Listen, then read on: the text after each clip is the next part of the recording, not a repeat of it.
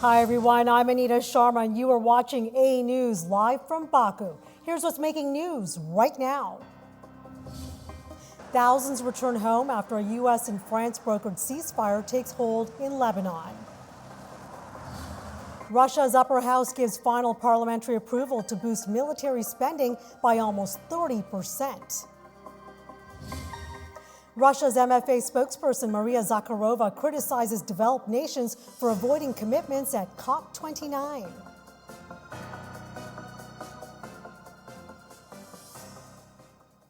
Thousands of civilians are returning home to South Lebanon after the Israel-Hezbollah ceasefire came into effect earlier this morning.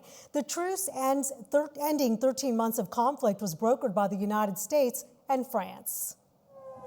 The ceasefire agreement between Israel and Hezbollah militants officially began today, marking a 2-month pause in hostilities.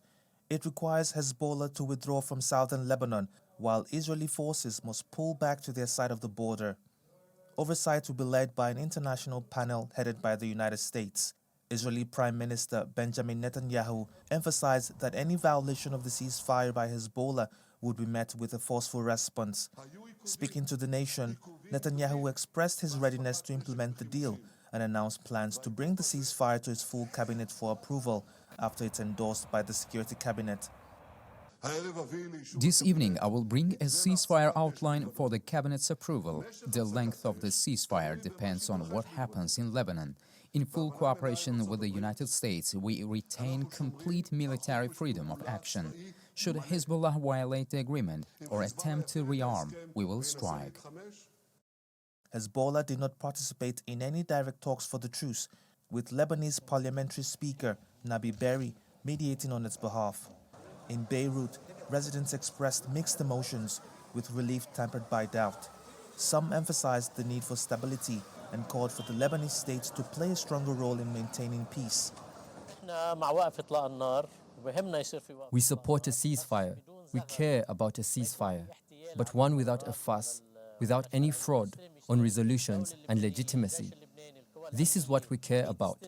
Of course, we care about a ceasefire as soon as possible. Meanwhile, reactions from Israeli citizens reflected a mix of optimism and concern. Well, probably the best would have been for both to be stopped at the very same time. But you can't have everything all the time. So this is not the perfect solution, for sure, but at least that.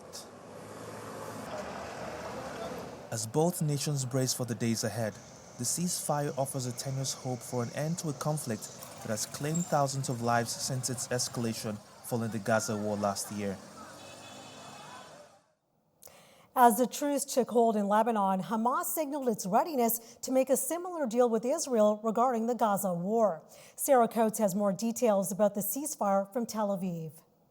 This U.S. brokered ceasefire between Israel and Hezbollah is well and truly underway. Still no violations reported at this hour. Now, what we can tell you is this 60-day truce will mean that Israeli forces have that time period to pull out of Lebanon. It's during this time that the Lebanese military will be deployed south of the Litani River alongside UNIFIL troops who will also be based there, and their job will to be making sure that Hezbollah militants are actually pushed out of this area back north behind the Litani River, and also that this area is cleared from weaponry. Now, this is all based on UN Resolution 1701. It certainly is a very fragile, a very delicate time as people from these largely evacuated Israeli northern communities and communities in southern Lebanon try to go home. Now, what we are seeing in Beirut really is celebrations on the street, also celebrations right across Lebanon, and steady streams of people leaving the capital, heading back down south. Now, also when it comes to the situation there on the ground, we've been hearing from Lebanese officials over the course of the last few hours. They've really been emphasising the need now for this to be adhered to and also for the country to be rebuilt. Now, as we go to air, the attention is turning to the Gaza Strip and the war that's been ongoing there now for more than 14 months. And we have also heard from a senior Hamas official today. He came out to say that we have informed mediators that Hamas is ready for a ceasefire and a serious deal to exchange prisoners. So once again, with this ceasefire in play in Lebanon, the focus is now turning to Gaza, and that is what we heard from the US President Joe Biden overnight. He said that this will now really sort of serve as a catalyst to try and secure a ceasefire in the Gaza Strip and also see the return of these 101 Israeli hostages. Sarah Coates for AnewZ. Thank you, Sarah. Meantime, Moscow increases military spending by nearly 30% amid Ukraine war and Western tensions. The budget allocates 13.5 trillion rubles, surpassing welfare and education spending combined. It follows this year's record increase, reflecting Russia's focus on sustaining its war efforts. Recently, the U.S. indicated a willingness to supply landmines to Ukraine, further intensifying the conflict. Classified funds for domestic security and other sectors are excluded, highlighting the scale of the military push. At COP29 in Baku, developed countries were criticized for avoiding responsibility with respect to climate goals. This, according to an official representative of Russian Ministry of Foreign Affairs, Maria Zakharova. One of the methods used by the West was the attempt to expand the circle of donors by including large countries from the global South. Shifting responsibility in this way would largely relieve former colonial powers from their obligations to the most climate-vulnerable countries at the expense of nations that themselves suffered from colonialism in the past. This is exactly the neo-colonialism we're talking about, which we do not agree with and will continue to fight against. Azerbaijan remains committed to the global climate efforts after holding the UN's climate conference, COP29, right here in Baku. We spoke exclusively with COP29 lead negotiator Yalchin Rafiev to find out what's next for climate action. The COP29 summit ended last weekend with an agreement that nations will raise $300 billion towards vulnerable countries affected by climate change. The next United Nations conference is in Brazil. Azerbaijan's lead negotiator, Yalchin Rafiev, says it's now important for Baku to keep up the momentum. We have just started our presidency. It means for the next 1 year period, we will work hard to continue our presidency, to come up with new ideas, to help the Brazilian presidency build their own outcomes, the package. Also, as part of Troika, we will need to work closely with UAE and Brazil. We maintain the legacy of Baku. We need to strengthen it. We need to promote it, because Baku was one of the historical COPs ever, because of its outcomes, because of the level of attendance, because of many important pledges and promises made by certain countries, and because of many innovations. And we need to keep in the next few years at least. As COP29 concluded, some countries, including India, Bolivia and Cuba, voiced concerns over the outcome. Yalchin Rafiev explains the different positions these countries took and what steps will be needed to continue dialogue and collaboration moving forward. Saying that India was, of course, trying to block the whole decision, but they came to us, asked for a floor in the statement, but didn't mention when, if it is before the adoption or after. And we, after the adoption, we gave them a floor and they expressed their view. When it comes to Bolivia, Bolivia was not against the decision, was not blocking it, just expressed solidarity with India's those positions, that the figure is low, that the developed countries should do more, and Cuba as well. So their dissatisfaction was not about the decision, but about the approach by the developed countries. Looking ahead to next year's UN Climate Change Conference at the port city of Bulai, Rafiev has a key message for the upcoming Brazilian presidency. Do not bring the geopolitical divides into the negotiation process. Because if you bring these geopolitical divides, you end up in a situation where even though this is something that affects humanity, you cannot act impartially. Like those issues that you have been experiencing in other parts, in other areas of geopolitics, you have been observing also here. Brazil's COP30 will be between the 10th and the 21st of November.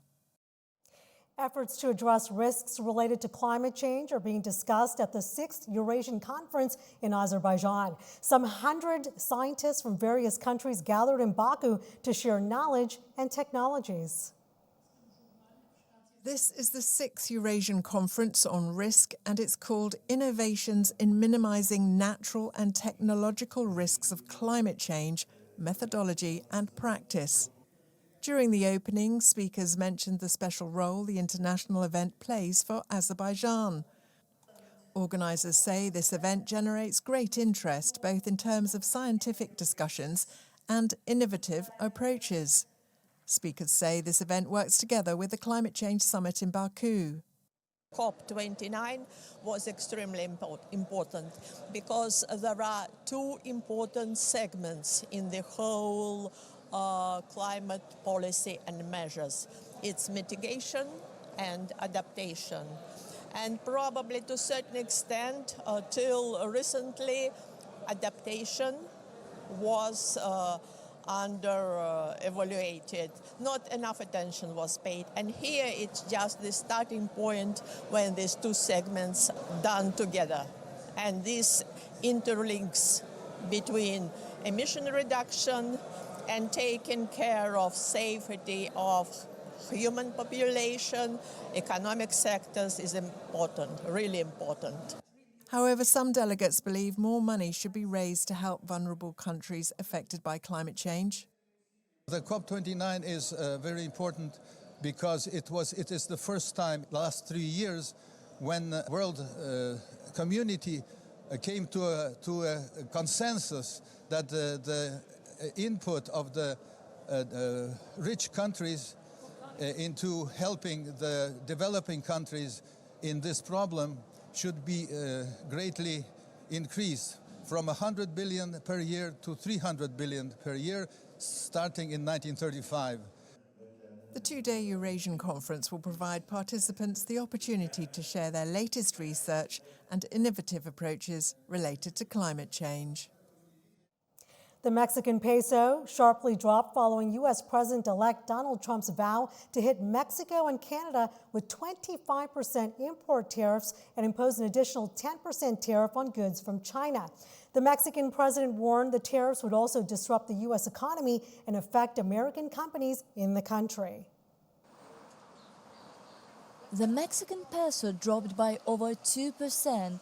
The sharp decline came after Trump reiterated his plan to impose a 25% tariff on products from Mexico and Canada starting in January. This move aims to pressure both nations to address U.S. concerns over immigration and drugs.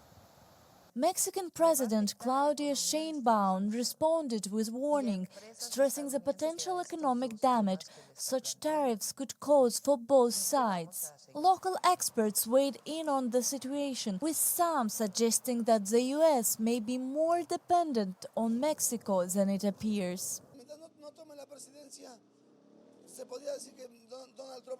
As long as he doesn't take the presidency, you could say that Donald Trump is still campaigning, wanting to gain more trust from the U.S. citizens.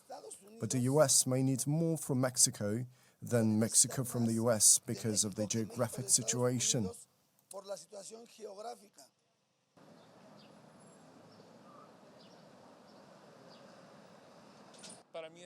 For me, it's more about generating noise with those countries because it is not only with Mexico, not even with Canada, and it is a rather peculiar way of dealing with rather large trading partners.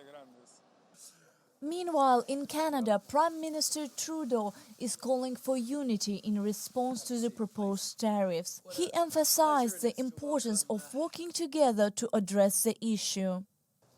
Bonjour tout le monde. I had a good call with Donald Trump last night again.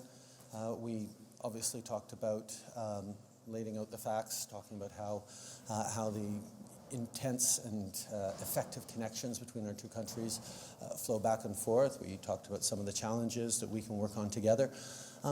It was a good call. This is something that we can do, laying out the facts, moving forward in constructive ways.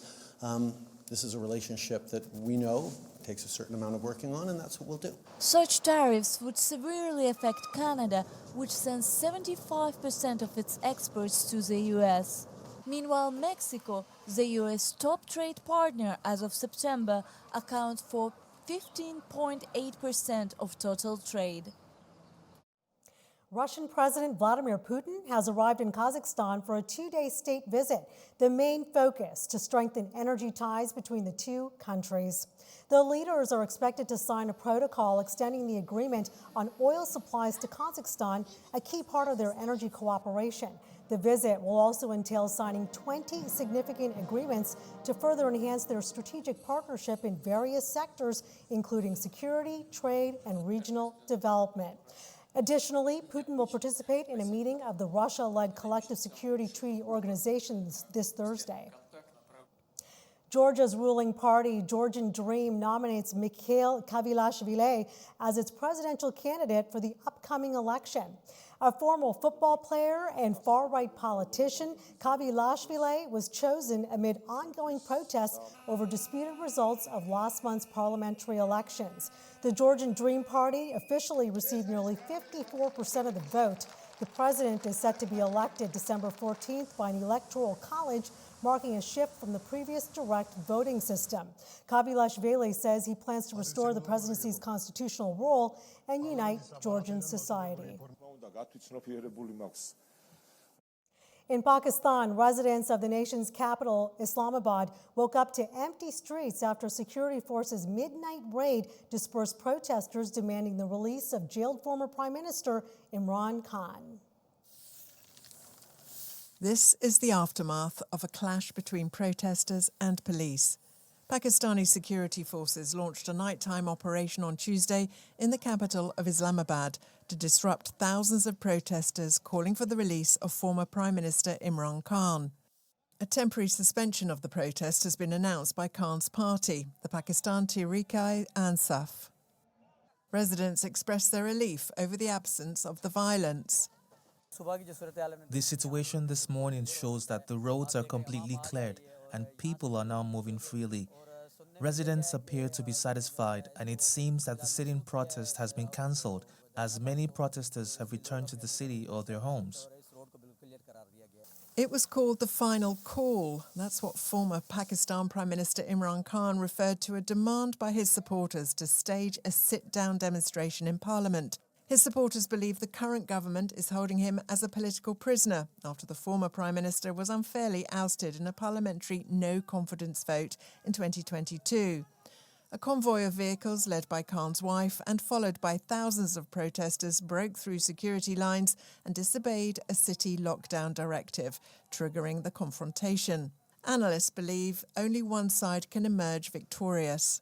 It seems like a rather critical juncture here.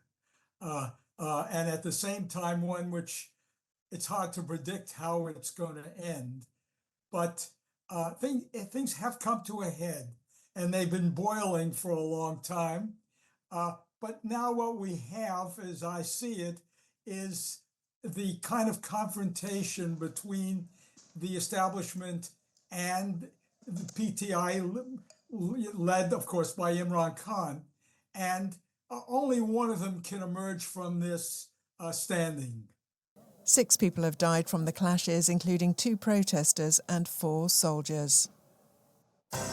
And that's all from us right now. Thank you so much for watching ANewZ. Coming up next, the News Hour with Guy Schoen.